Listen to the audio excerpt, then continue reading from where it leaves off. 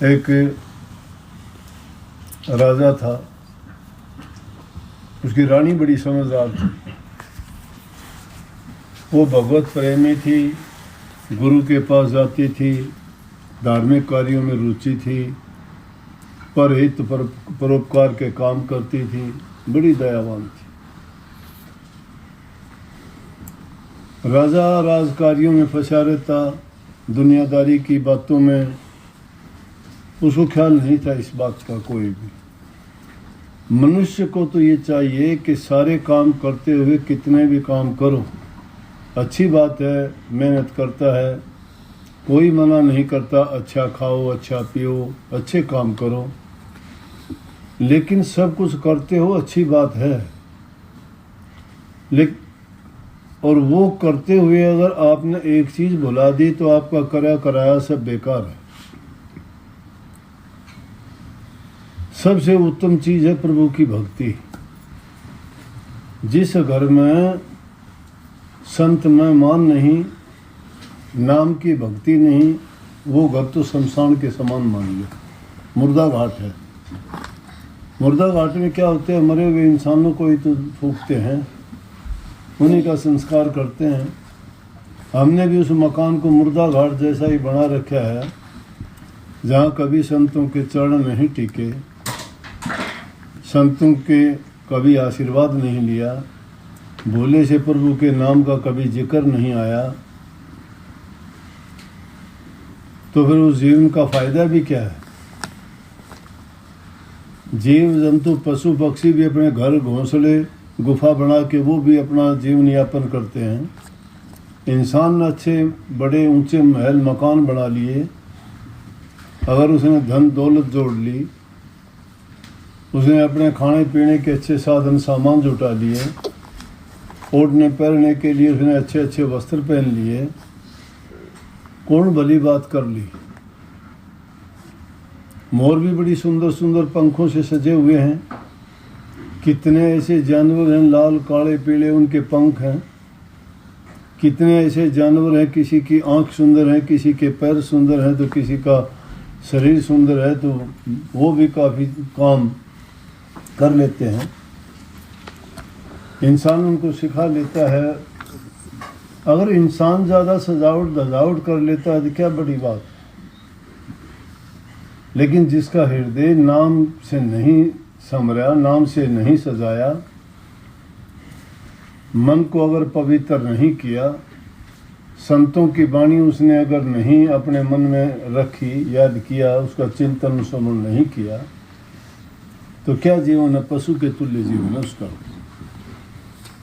रानी ने राजा को समझाया कि राजा क्या करता है, इंसान को कोई भी काम और किसी से बात करते हुए 3 बातों को हमेशा याद रख लेना चाहिए। नंबर 1, जिस बात से हमें कोई फायदा नहीं है वो बात सुनने में क्या मतलब है। जो चीज हमारे से संबंध नहीं रखती है वो चीज बात हम क्यों सुने।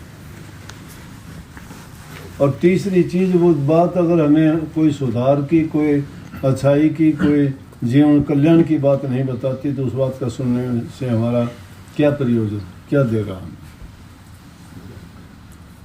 इसलिए ये 3 चीज जो ख्याल रखता है, बेकार की बातों में समय बर्बाद करते हैं, शक्ति का नाश करते हैं, और जो काम नेक कार्यों में लगाना चाहिए वक्त गंवा देते हैं, वो फजूल होता है।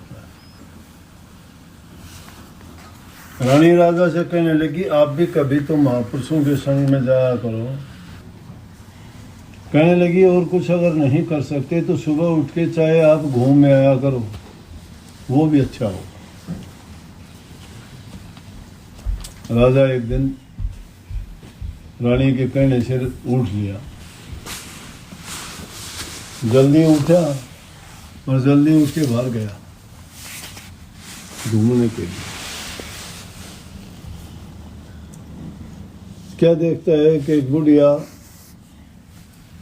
सूत काट रही है, काफ़ी जल्दी वक्त का टाइम था, और साथ साथ रो रही है।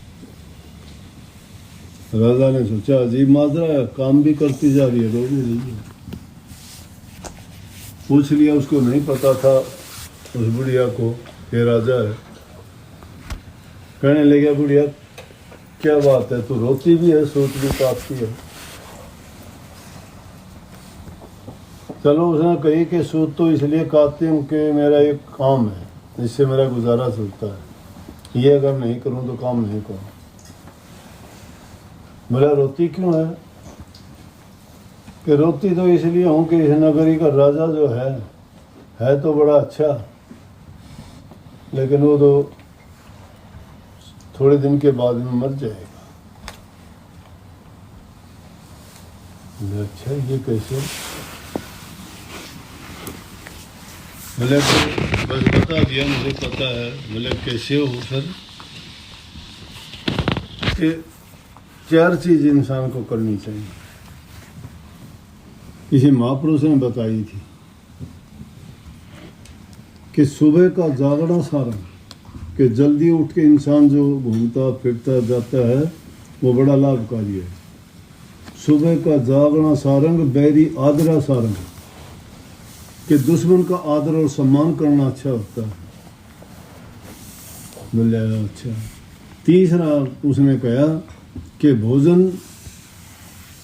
रूखा नहीं खाना, और चौथा चीज बताया अपना गुप्त भेद स्त्री को नहीं बताना। राजा ने सोची सुबह सुबह का टाइम और औरत से इतना भेद मिल गया कि इसने बता दिया तो 7 दिन बाद मर जाएगा, कि महात्मा की बात तो सच्ची निकली कि उठने दे लाभ हुआ। लेकिन आजमा के देखें क्या होगा। उसको दिन बताया कि 7 दिन के बाद तेरी मृत्यु होगी, अपना जो करना हो कर लिए। राजा को पता लग गया, उसने बड़ी सजावट धजावट कर दी कि भाई जब यमदूत लेने के लिए आएंगे तो कोई बात नहीं, इज्जत सम्मान करना चाहिए, महापुरुषों ने कही है। दुष्ट आदमी तो है ही, तुझे लेने के लिए जब आएगा, रास्ते में हर महल के चारों तरफ फूल ही फूल लगवा दिए, सुगंधीदार बड़े कालीन बिछवा दिए बहुत, और चारों तरफ उसने बताया था कि सांप के रूप में आएगा, दूध के पहले रखवा दिए। यमदूत सांप के रूप में आया कि भाई सांप के रूप, क्योंकि मौत कोई सीधी नहीं आती उसको, कि या तो किसी को कोई सांप डस ले, कोई जानवर उसको मार दे, या आदमी जहर पी ले, या डूब के मर जाए, या रोग बीमारी हो जाए। बहाना होता है मौत का। सब कहते हैं मौत का बहाना जरूर बनता है, कोई ना कोई हो। उसने पूरा इंतजाम ऐसा कर दिया कि सांप के रूप में जब वो आया, देखा चारों वो इतना अच्छा राजा, उसको पता है कि उसकी मौत का दिन है, और वो फिर भी मुझे इतना इज्जत सम्मान दिया।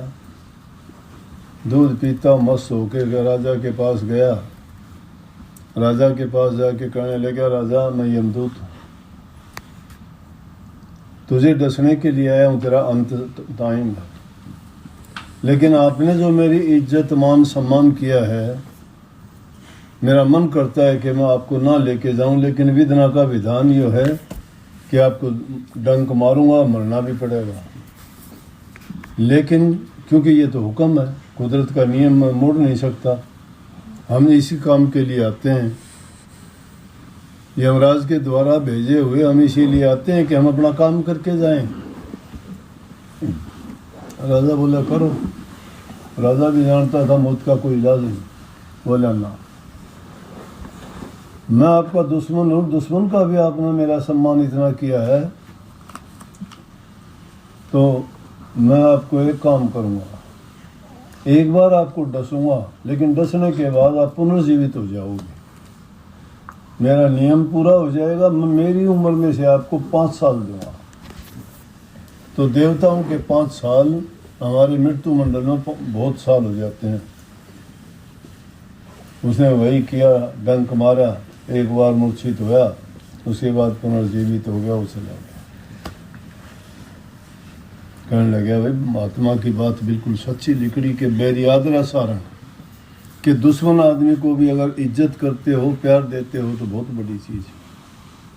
तो उसने तो देखो अपनी जिंदगी ले ली वापिस एक दुश्मन का आदर करके। महापुरुषों का वचन था,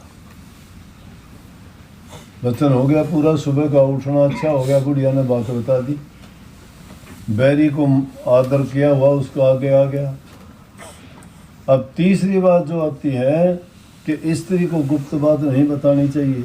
एक दिन खाना खाने लगे और वो जाते हुए उसको कह के गया कि मैं आपको ये और एक वरदान दे के जाता हूँ कि जानवरों की, पक्षियों की, आपको सबकी बोली और आवाज़ समझ में आएगी, जो कुछ भी बात करेंगे बोलने। राजा भोजन खा रहा था। एक दिन भोजन खाते खाते कुछ टुकड़े जमीन पर गिर गए, छोटे मोटे दाने गिर ही जाते हैं। कीड़ी आई थोड़ी देर के बाद में, कीड़ी आई, कीड़ी उसको खाने लगी। वो रूखा सूखा भोजन था। इसीलिए कहते हैं हमारे यहाँ तो नहीं, लेकिन बढ़िया लोग इस बात को जानते हैं, इनके घर खाना बनेगा ना, चाहे कैसा भी हो, और आप यूँ कह दो कि ना मैं ये नहीं लेता, वो नहीं लेता, फिर भी आपको रूखी रोटी नहीं देंगे। चाहे घी की चम्मच उसको इतनी छुए तो ज़रूर उसको दें, रूखा भोजन नहीं देना चाहिए। कहने का मतलब ये है। वह दाने उसके रूखे पड़े थे और कीड़ियों ने जब खाए तो कीड़ियों ने गाड़ दी राजा को। हाँ लग कैसा राजा है, ये खाने वाली चीज़ है।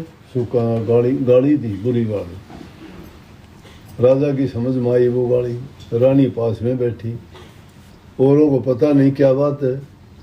कीड़ी की बात सुन के राजा हंसने लग गया गाड़ी सुन के बोलो। रानी बोली क्या अच्छा बता। अब महात्माओं में कही थी कि स्त्री को गुप्त बात नहीं बतानी, क्योंकि वो जो आया था यमदूत, वो कह के गया था अगर ये बात किसी को बता दी तो ये तेरी खत्म हो जाएगी और तू पत्थर का बन जाएगा। बोला भाई अच्छी बनी।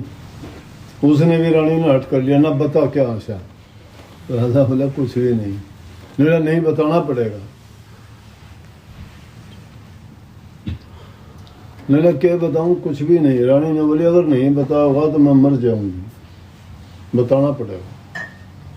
राजा ने सोची यमदूत बोल के गया था, अगर बताएगा तो तेरी जो ये शक्ति भी चली जाएगी, तू पत्थर का होगा।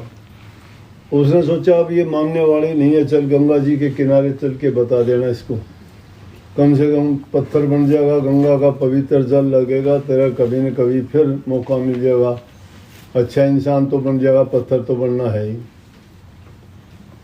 रानी को लेके साथ चल पड़ा कि चल नोला मैं ये बताऊं तेरे को, अगर मैंने यह बात तेरे को बता दी पत्थर, नोली मेरी ओर से तू मर जा, लेकिन मैं पूछ के मानूंगी क्यों ऐसा। हट कर लिया ना। राजा लेके चल पड़ा। चलते चलते जंगल में गए, प्यास लग आई।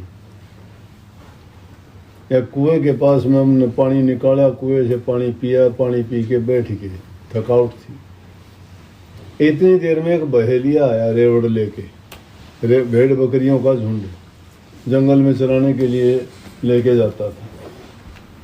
वहाँ उसको लेके आया, सारी बकरी वहाँ पानी बखरने के कारण हरी हरी घास थी, लेकिन लोगों के आने जाने के कारण मिट्टी भी लगी हुई थी घास पर।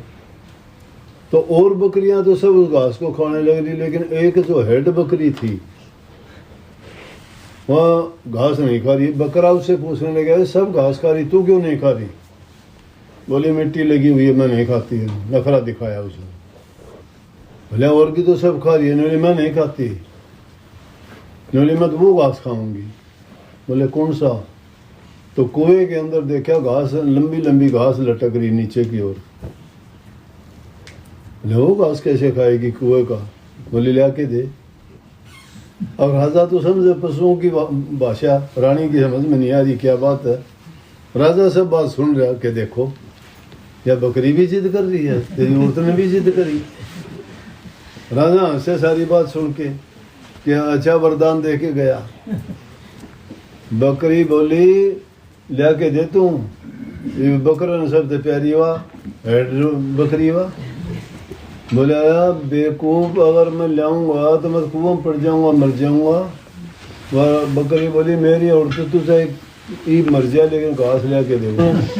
तू मन मार के राजी है, तू मेरी के लागी। फिर बकरा ला के टक्कर मार मार टक्कर आडी के दीवा टान टान जोर जोर से रोने लगी बकरी। ने बोली छोड़ दे, मैं आज बात से नाम नहीं लूंगी कभी भी, मन तो जिसा मिलेगा उसी खा लूंगी। राजा के समझ में आ गई, हाँ ये तो तेरे को शिक्षा दे दी। एक वो छड़ी तोड़ के रानी ने बोला पूछेगी कि मैं क्यों हंसा था। बोली हाँ। बोला मानने को नहीं, बोला को नहीं मानने। बोला मैं पत्थर का बनूंगा, बोला मेरी ओर तो पत्थर का बन जा। बकरी वाली बात याद जाएगी, लेके वो डंडा ला गया पीटने। उसके 5 साल लगे, उसका होया दर्द। बोली कि मैंने माफ कर दे, मैं आइंदा के लिए कदे नाम नहीं लूंगी। मैं कदे नहीं पूछू कि क्यों हंसा था। जब चाल वापिस कर ली। राजा लेके गया, कहने लगे वाह जी महात्मा वो मान गई। अगर भक्ति की बात मान लिया तो हमारा केस, हम तो बिराना हमारा के का के हो जा। ये साधारण सी बात बताई हुई का यो मतलब। तो चारों बात इस प्रकार साबित होगी। सवेरे ज्यादा उठने से लाभ मिला, पता लग गया तेरी मौत कब होगी। उसने दूसरी बात के दुश्मन का आदर करने से इंसान को क्या फायदा होता है वो पता लग गया। भोजन रूखा सूखा नहीं खाने का उसको पता लग गया। तीसरा, और मन की बात जो है, जो गुप्त बात हो, वो चाहे कितनी भी प्यारी हो, कि स्त्री को अगर बता दोगे ना तो वो भेद खोल देगी। इन चारों बातों को महापुरुषों से उसने सुनी थी, और जो चारों बात इस प्रकार से साबित होगी। तो आम बात में भी महापुरुष ऐसी बात बता देते हैं जिसमें जीवन में आने वाली कितनी समस्या, कितनी बाधा दूर हो जाती हैं, कितने उनको जो दुख आने वाले होते हैं उनसे बच जाते हैं, और किस प्रकार से उनका जीवन सुखी हो जाता है। तो इस जीवन को सुखमय बनाने के लिए भी संतों का संग बहुत अच्छा है। और अगर उनकी दूसरी बात जो नाम भक्ति का उपदेश करते हैं उसको अगर मान लो तो क्या कहना है, फिर तो जीवन और तुम्हारी हर पल मोतियों की भाव बिकती है।